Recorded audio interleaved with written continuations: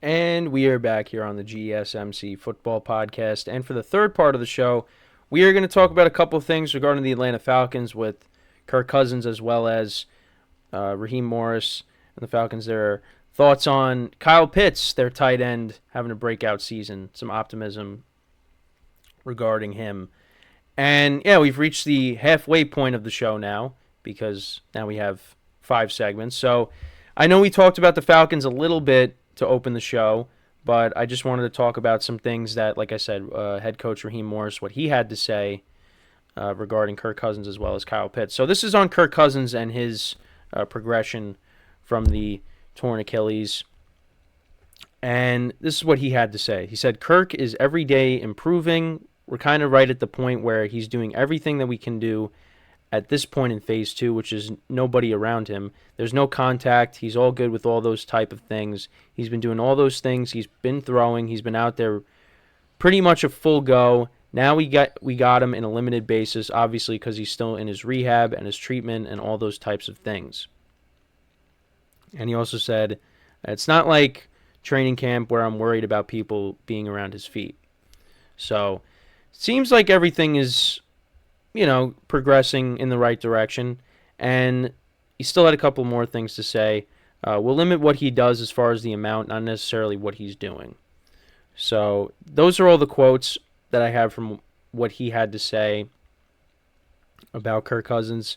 And like I said, things are progressing well. He's not taking any contact or anything. And again, it's one of those injuries where, and the Jets are going to have to do this with Aaron Rodgers too, is you want to ease them back into it. And, well, I mean, you have to. And the Falcons, it's interesting, though, because, they did draft his successor already in Michael Penix Jr. So, I mean, if Kirk Cousins gets hurt, Michael Penix is going to get a shot. And for Kirk Cousins, he doesn't want that to happen. And, again, that was like one of the biggest surprises from the draft is the Falcons taking Penix, and just Cousins was blindsided by it. But again, you have the people in the camp of, hey, he's making a lot of money. It's he's got to deal with it, and he's going to. And I saw another headline that Michael Penix again talking highly of Kirk Cousins. So there's going to be a good relationship there, it seems. So, I don't think we have to worry about that, but, I think Kirk Cousins in the back of his mind is a little, ticked off about it, because it's just funny how that was the reason why he left Minnesota, is because they had the desire to take a young quarterback, and he goes to Atlanta, and that's exactly what they did with their first pick. So, but, yeah, you just got to deal with it, but Cousins is, slowly but surely getting himself back into shape. And, he's going to be ready to go by week 1. And then the Falcons will be off and running. And, I expect Kirk Cousins to put up good numbers.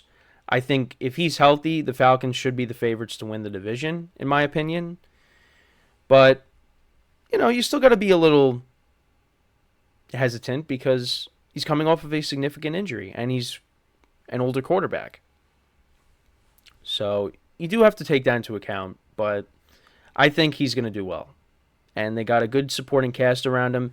Is it as good as it was in Minnesota? No. It's a little bit of a downgrade, but these guys are hoping that Cousins can bring them to new heights.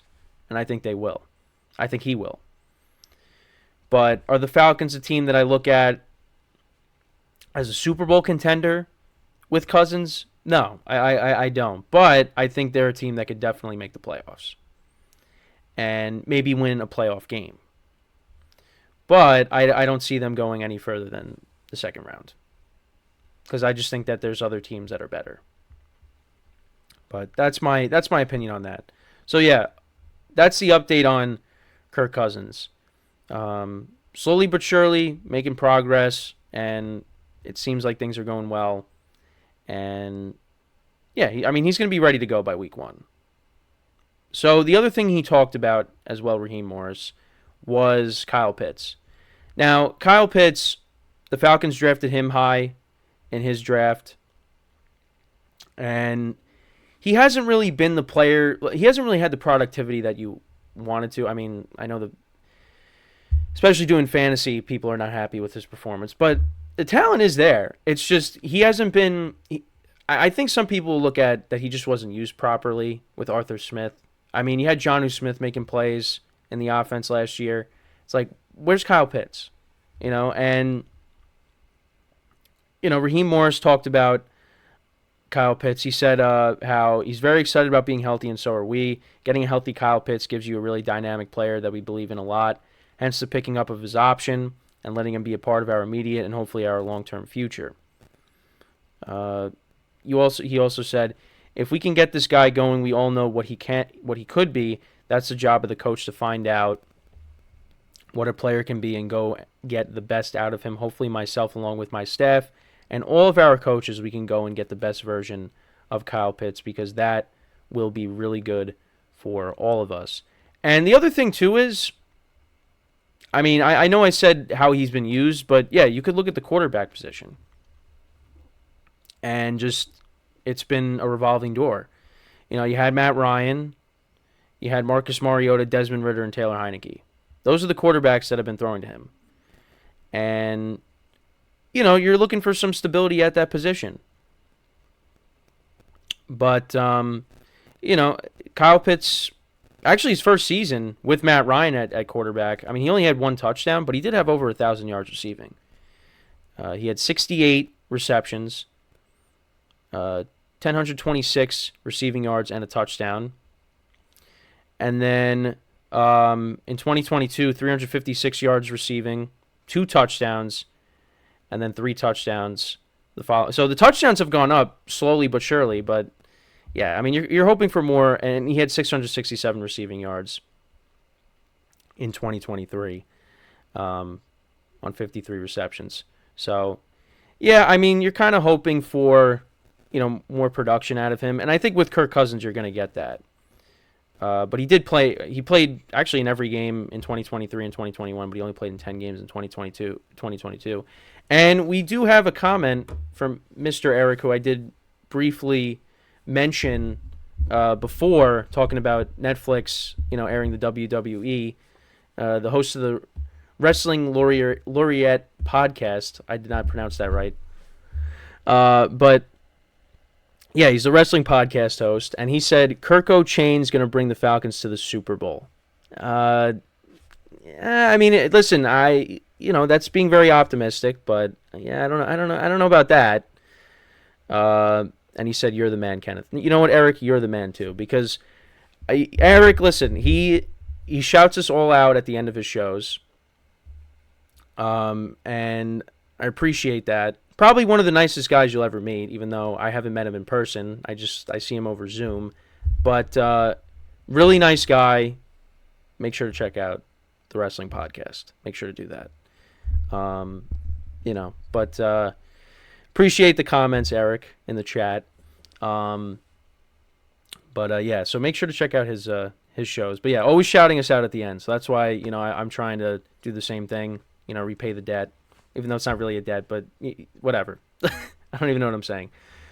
But yeah, back to Kyle Pitts, he hasn't dealt with the best quarterbacks, hasn't had the best quarterback situation. When you had Marcus Mariota, who was kind of the bridge guy, then you had Desmond Ridder, and the Falcons were kind of hoping maybe he would be the guy, but it just never really panned out that way.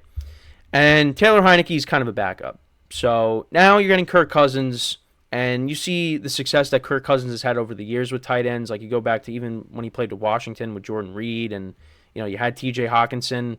They brought in from Detroit when he was with Minnesota. So yeah, I mean, Kyle Pitts has had over 1,000 yards receiving, and that was back in 2021. He's hoping to have another 1,000-yard season again, and you're hoping that's with Kirk Cousins at quarterback. So I think Kyle Pitts should have a big season with Kirk, and maybe you see him get close to double-digit touchdowns, maybe, because he's going to be a red zone target for Kirk.